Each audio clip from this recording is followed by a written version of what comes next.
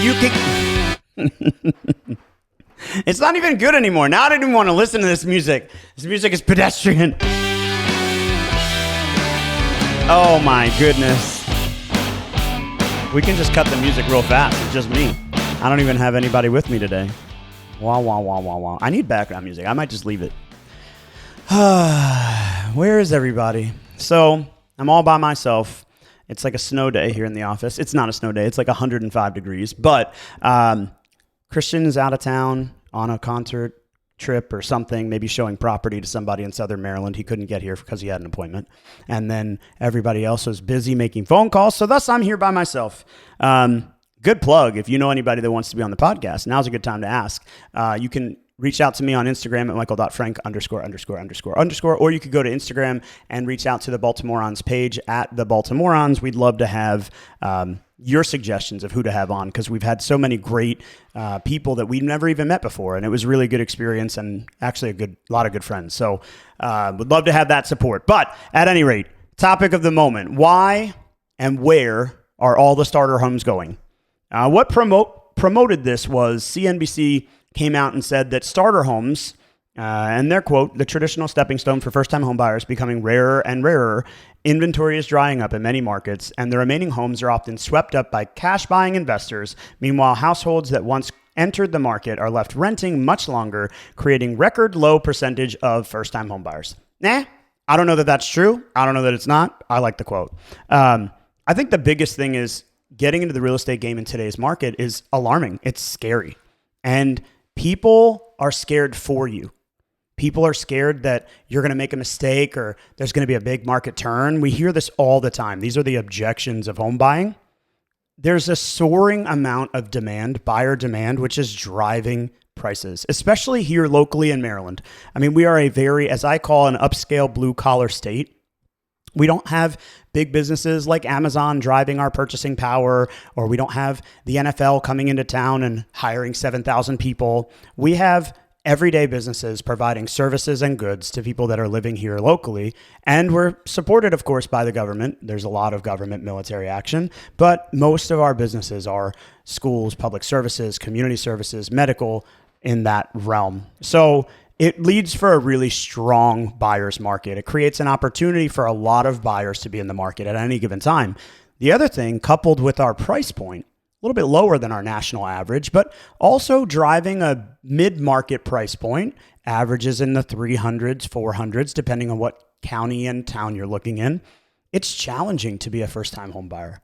And when I think of this quote, I think of all the parents that I talk to. I think of all the in-laws that I talk to, the people that I'm connected to that have family members, friends, and even their children that are looking at buying a house, and they're just afraid of what's going on. It's hard to have optimism when the market's so incredibly strong.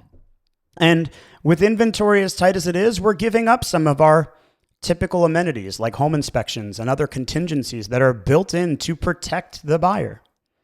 So how do we approach the market in a way that's going to protect those that are closest to us, create the opportunity to generate revenue, and create wealth for ourselves, because we know that real estate is the best investment over the last 60 years. So there's a lot of things that you can do, but if it was the simplicity of what do you do to buy a first-time home buying home and avoid all the consternation, I think the first consideration is that you have to forget where you're focused. A lot of people get focused or hyper-focused on a specific community, and I'll use Baltimore as a good example. Maybe we're hyper-focused on Canton. Canton, south of the park, east of Conkling, or west of Conkling, close to the square. Maybe we'll use Towson and we say, hey, I want to be in Loch Raven Village, but I want to be on, the true Loch Raven Village side of Loch Raven Boulevard. I don't want to be in the Parkville side of Loch Raven Boulevard. Or maybe we use Pikesville and we say, hey, I really want to be in Pikesville, but I want to be on the north central area close to the Beltway. I'm not interested in being closer to Liberty Road. That's not my area. Well, if we get so hyper-focused on community, we're just driving the production in the market. We're creating more demand. But yet, there's other opportunities that are outside of those zones that we could consider fixer-upper. We could consider community improvement.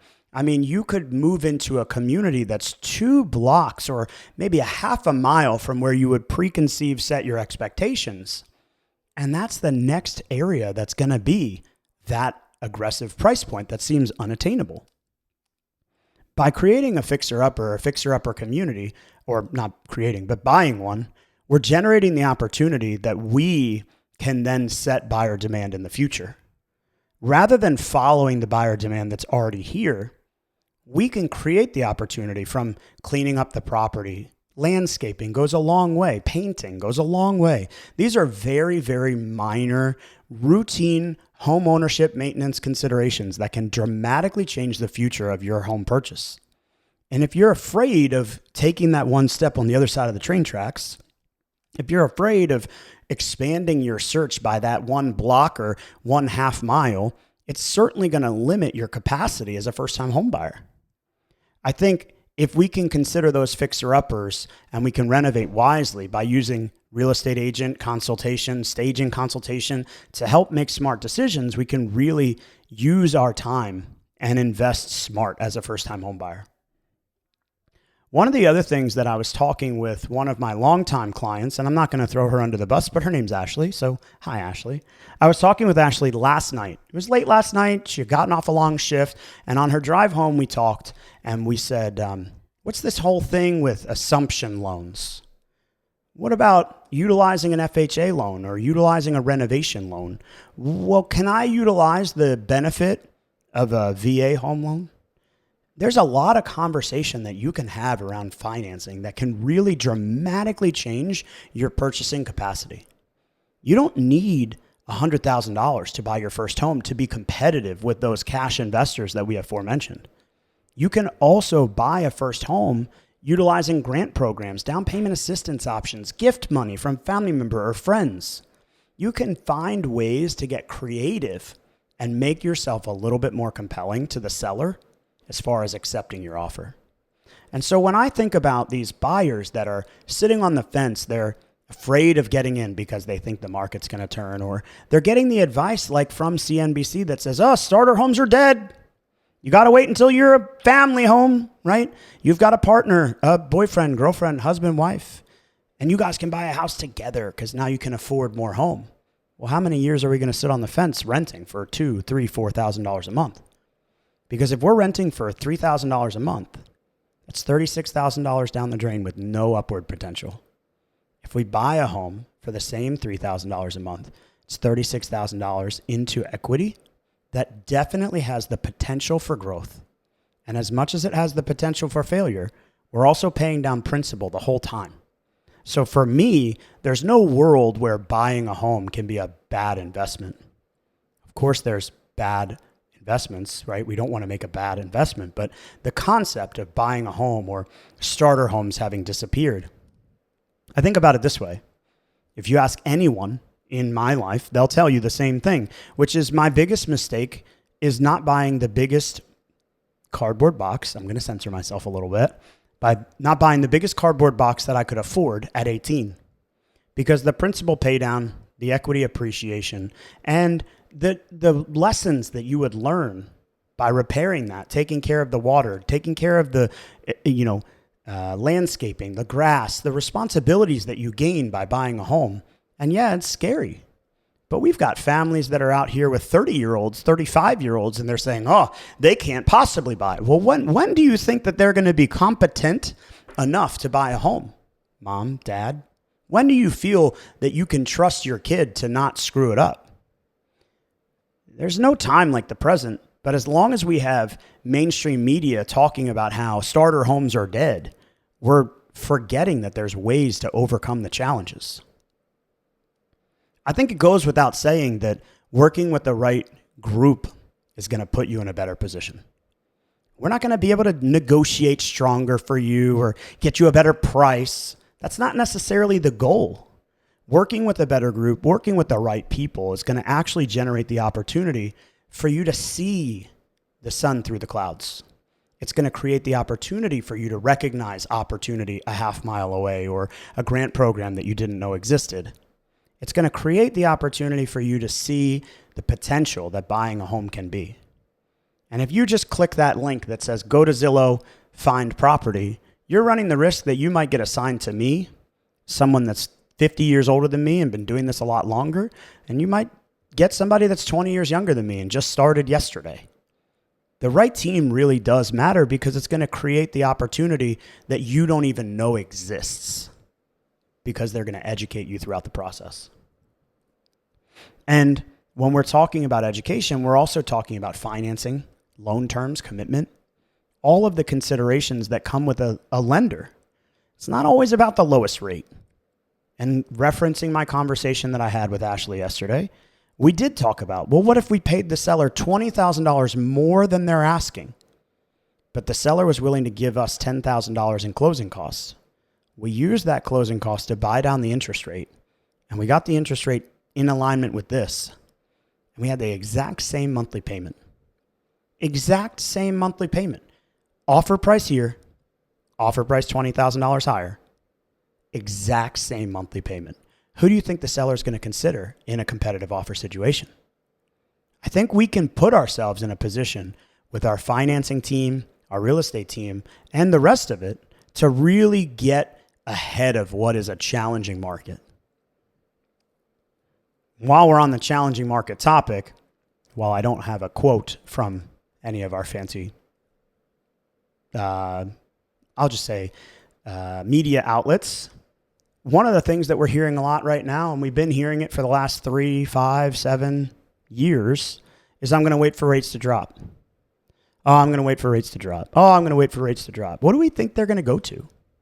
And if you're following the news outlets and you're following the market and you're paying attention to what's going on between the president and the Fed chair and what the Fed's saying and every Fed meeting and all these conversations that are going on around setting interest rates nationally, we are expecting 2 rate cuts for the rest of this year. I think there's one meeting happening tomorrow or Wednesday. But we're expecting 2 rate cuts.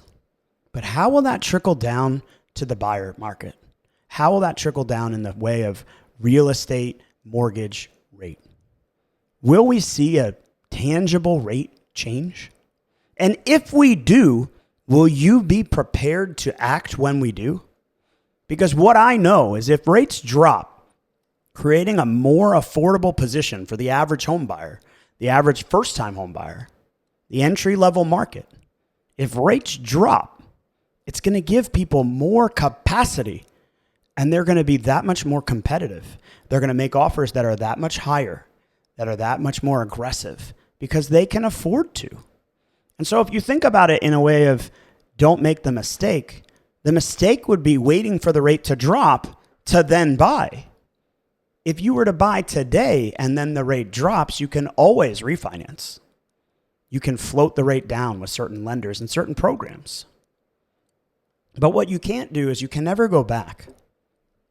Ashley and I had the conversation last night, and she was kicking herself. Her words, not mine. I'm kicking myself because I met with you in 2022, 3 years ago. And she had a lump sum of money saved up and she was ready to make the investment. But as interest rates approached 5%, she got scared. And now her same exact financial position puts her at 6.375.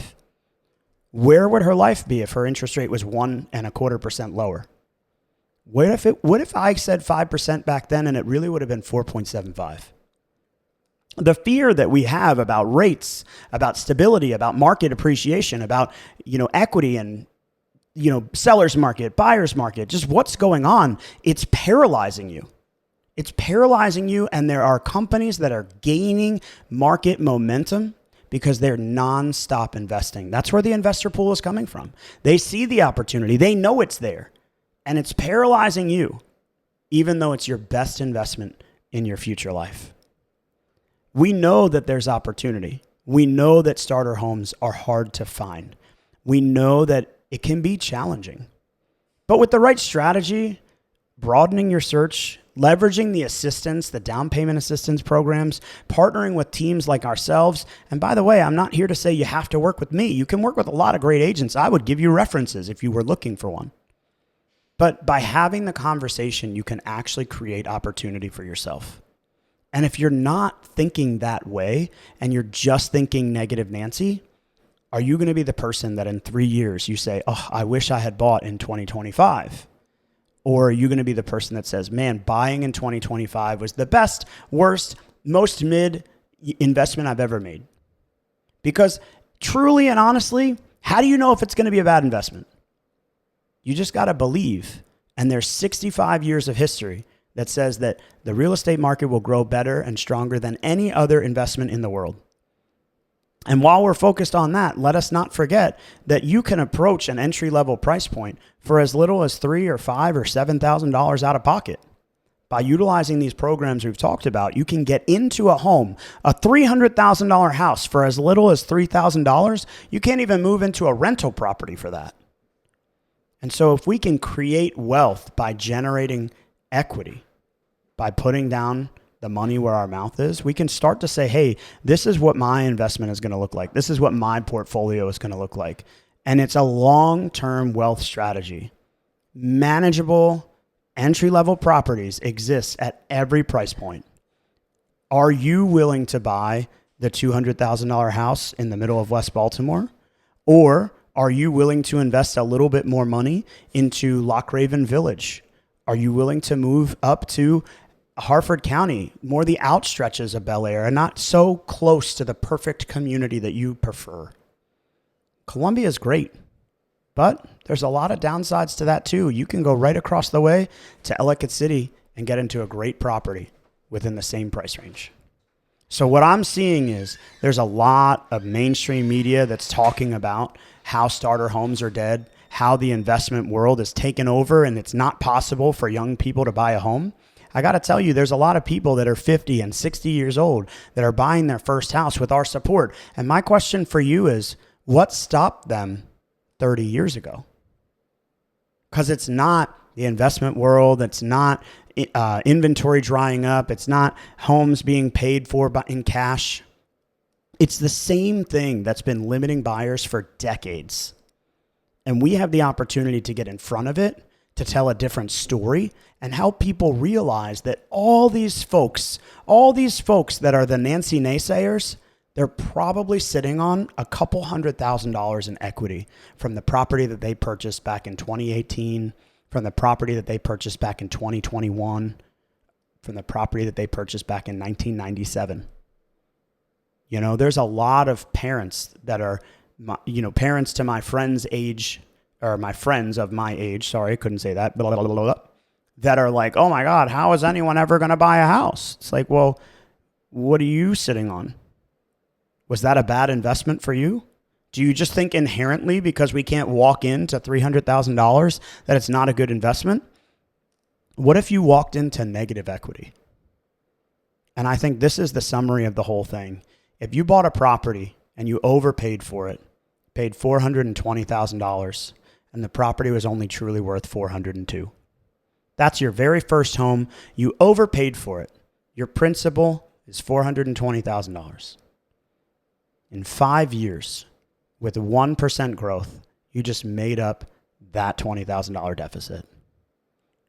5 years at 1%. National average is projected to be 3 to 4%. Maryland, we're continuing to see 2 to 4% growth year over year. There's no reason to believe that that wouldn't be a good investment. The harmful part is forgetting that 5 years renting for $3,000 a month is like throwing away $180,000.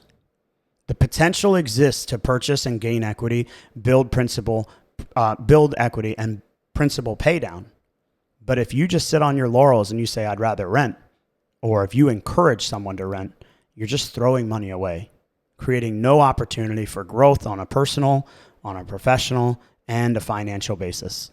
And I think there's a lot of headlines that are going to hold you back. There's a lot of headlines that are going to hold people back. What we need to be for our community, for ourselves, and for our friends and family is we need to be the cheerleaders that are encouraging them to do this, because now is the time. And there's never been a time like this. If you guys have any questions, you can always reach out to me on Instagram at michael.frank___. You can always reach out to us on Instagram at the Baltimorons. And if you haven't yet, feel free to like and subscribe, and we'll talk to you real soon.